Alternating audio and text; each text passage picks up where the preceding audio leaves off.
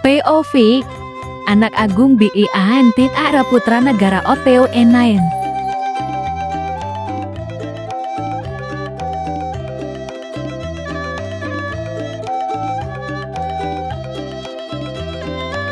Otonan adalah upacara kelahiran atau upacara ulang tahun yang dilaksanakan oleh masyarakat Hindu, Bali.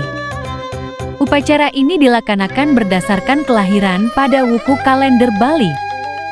Pelaksanaannya bersamaan dengan Saptawara dan Pancawara. Tujuan upacara ini adalah untuk menebus kesalahan-kesalahan dan keburukan-keburukan terdahulu, sehingga kehidupan sekarang mencapai kehidupan yang lebih sempurna.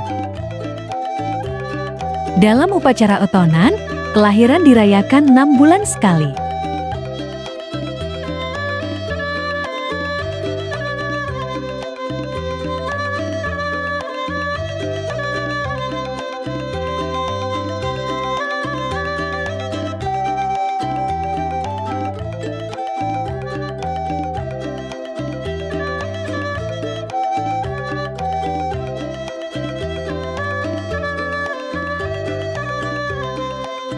Dumugi Rahayu, sareng sami.